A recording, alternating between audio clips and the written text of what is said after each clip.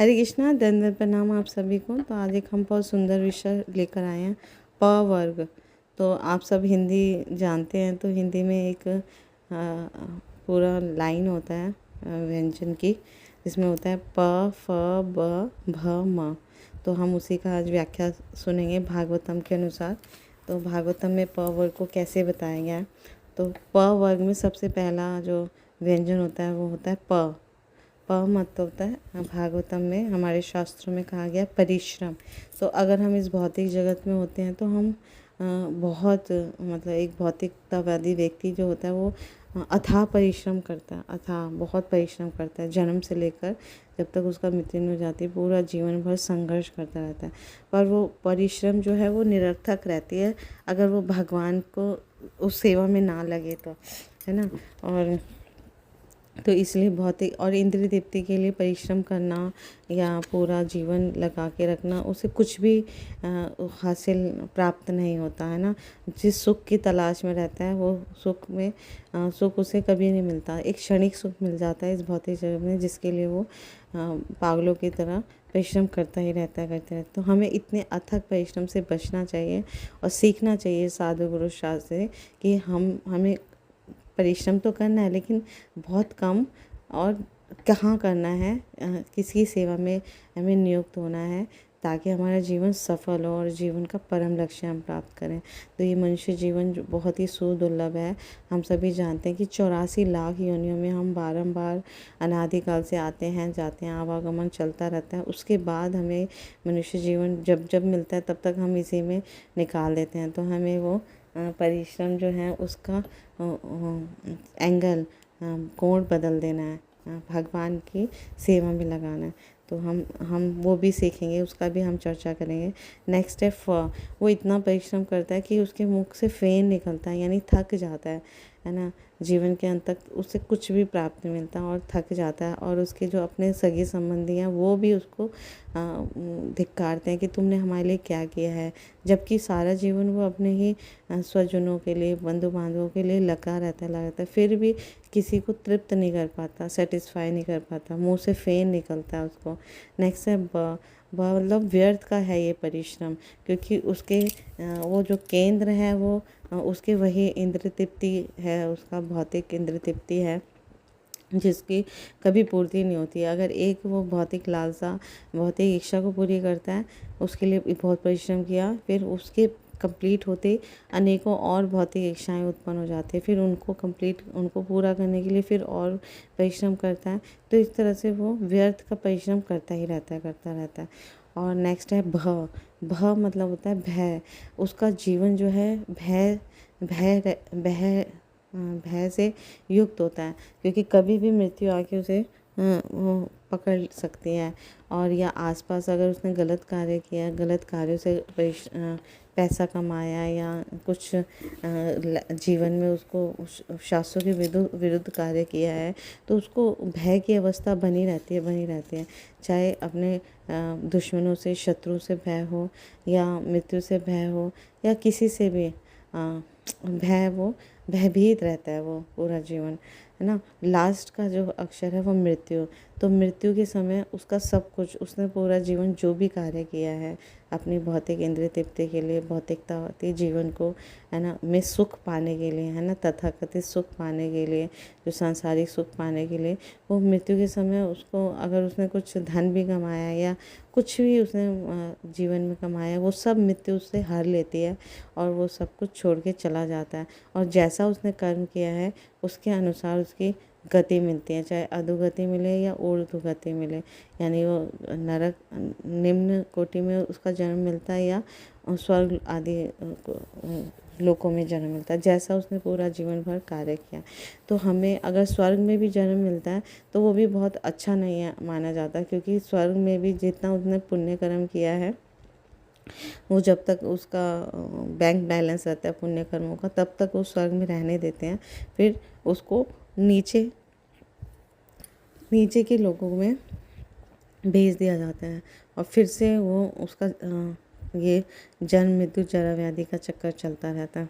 और अगर नरकगामी है या अधोलोक में गया है तो उससे इतना कष्ट पहुंचता है, कितना कष्ट पहुंचता है और फिर उसके बाद उसको पशु योनि का जन्म मिलता है। तो इसलिए बुद्धिमान व्यक्ति वही है जो इस मनुष्य जीवन का उपयोग जो है वो परम लक्ष्य प्राप्त करने में लगाए, भगवान श्री कृष्ण की सेवा करने में लगाए, है ना। अपनी बुद्धि का प्रयोग करते हुए उस शास्त्रों के अनुसार अपना जीवन जिए। तो भगवद गीता सारे शास्त्रों का सार है। तो उसमें भगवान बहुत सुंदर समझा रहे हैं कि अपनी इच्छाएं, जितनी भी इच्छाएं हैं, भौतिक इच्छाएं, उसको हमें आध्यात्मिकृत करना है, स्पिरिचुअल इच्छाओं में बदलना है। कैसे? जब हम कोई भी कार्य करें तो अगर केंद्र में भगवान श्री कृष्ण हैं, उनकी सेवा के लिए, उनकी प्रसन्नता के लिए वो कार्य किया जा रहा है, तो हमारा हर कार्य जो है वो दिव्य बन जाएगा, आध्यात्मिक बन जाएगा। तो इससे हमारे जो कर्म फल होते हैं, हम चाहे लेकिन हमारे कर्म जो है वो शास्त्रों के अनुसार होने चाहिए। शास्त्रों के विरुद्ध हमें कोई भी ना कर्म करना है, ना आचरण करना है ना, तभी हम ये सफलता प्राप्त कर पाएंगे। तो जो भी हम कर्म कर रहे हैं, शास्त्रों के अनुसार भी जो हम कर्म कर रहे हैं, है ना, वो हमारे सकाम कर्म नहीं होंगे, भौतिक बंधन से बांधेंगे नहीं, वो हमें मुक्त कर देंगे, मुक्ति दिलाने वाले होंगे।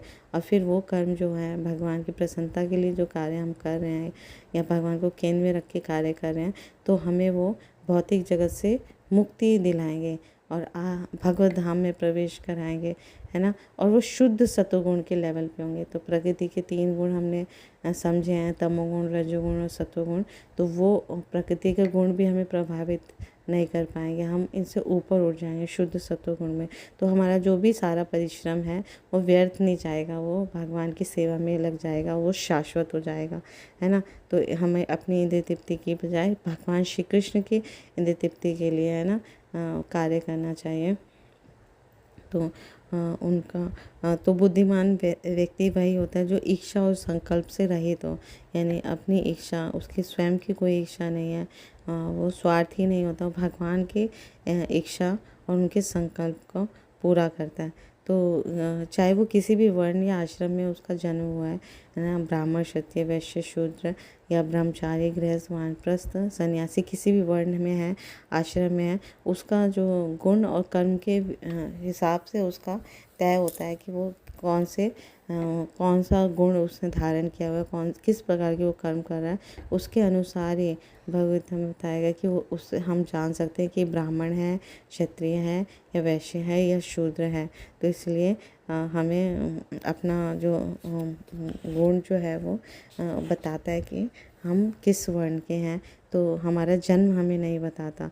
तो ये श्री चैतन्य चरितमृत में भी भगवान श्री चैतन्य महाप्रभु हमें बताते हैं कि इस कलयुग में भगवान को प्रसन्न करने का बहुत ही सरल उपाय हैं, वो लाए भी हैं, है ना, शास्त्रों में लिखा है। और कहते हैं इसे कंठस्थ करो, हरे नाम हरे नाम हरे नाम एव केवलम कलौ नास्ते व गतिरन्यथा। इस कलयुग के इस युग में केवल हरि का नाम ही तरने का उपाय है, मुक्ति का उपाय है, और कोई उपाय नहीं है। तो इस तरह से जो बहुत जन्मों के बाद, है ना, कोई महात्मा, सुदुर्लभ महात्मा होता है, मनुष्य होता है, वही इस ज्ञान पे स्थिर हो पाता है कि भगवान वासुदेव ही परम है, परमेश्वर है ना, वही सब कुछ है। तो इस तरह से हमें भगवान कृष्ण की ये जो भक्ति मिली है या भक्ति हम कर रहे हैं, ये हमारा परम सौभाग्य है। तो इसे पूर्ण रूप से हमें उनकी प्रसन्नता के लिए कार्य करना चाहिए। और अगर हम उनके पवित्र नामों का निरंतर जाप कर रहे हैं, सतत कीर्तन कर रहे हैं, हरे कृष्णा कृष्णा कृष्णा हरे हरे, हरे राम राम राम हरे हरे, तो हमारा हृदय से शुद्ध होता चला जाएगा। और ये ज्ञान जो है, शुद्ध ज्ञान, दिव्य ज्ञान, ये हमारे हृदय में प्रकाशित हो जाएगा कि भगवान जो है वो कृष्ण हैं और हम सब उनके दास हैं, है ना। और शास्त्रों में ये भी बताया गया कि ये जो मनुष्य जीवन जो मिला है, ये सूकर और कुकर यानी पशुओं की तरह इंद्र तृप्ति करने के लिए नहीं मिला, ये मिला है भगवान की सेवा के लिए, तपस्या के लिए, है ना, साधन भक्ति करने के लिए, और ताकि हमें इस जीवन का परम लक्ष्य प्राप्त हो, भगवत धाम हम जाएं, ना कि जीवन में कष्ट पाते रहें। भौतिक जगत में बहुत दुख है। तीन प्रकार के दुख सभी के जीवन में आते ही रहते हैं, आदि भौतिक, आध्यात्मिक, आदि दैविक। तो हम भगवान को और भी उपाय दिए गए हैं कि कैसे प्रसन्न कर सकते हैं। तो स्वयं भगवद गीता में भगवान कहते हैं, पत्रम पुष्पम फलम तोयम यो मे भक्त्या प्रयच्छति तदहं भक्तिम व्रत अश्नामि प्रयत आत्मना। भगवान को हम तुलसी का पत्र, पुष्प या फल और थोड़ा सा जल चढ़ाकर भी प्रसन्न कर सकते हैं। तो ये बहुत ही सरल है। ये चाहे कोई कितना ही धनी है या कोई कितना भी गरीब है, किसी भी परिस्थिति में है, वो भगवान को बहुत सरलता से प्रसन्न कर सकता है। तो अगर हम ऐसा नहीं करेंगे, है ना, या भगवान के विरुद्ध जाएंगे, तो भगवान से विरुद्ध करेंगे या बहिर्मुख हो जाएंगे, उनसे दूर हो जाएंगे, तो हमारे पास ही, है ना, जो माया है वो हमें पकड़ लेगी और माया अपने बहुत बुरी तरह से उसकी पिटाई करती है और 3 तापों से उसे दुख देती रहती है जीवात्मा को। तो इसलिए अगर हमें माया से बचना है ना, तो हमें भगवान श्री कृष्ण की शरण ग्रहण करनी है, क्योंकि सिर्फ कृष्ण ही हैं जो हमें दुर्लभ माया, जिसको पार करना बहुत मुश्किल है या उससे बचना बहुत मुश्किल है, वो हमें बचा सकते हैं। तो इसलिए हमें सतत भगवान की शरणागत बनना है, दृढ़ श्रद्धा के साथ कृष्ण भक्ति को स्वीकार करना है। तो हम अपना जीवन सफल कर पाएंगे और सरलता से कृष्ण प्रेम की प्राप्ति कर पाएंगे। Thank you so much Guru Maharaj की जय। श्री प्रभु।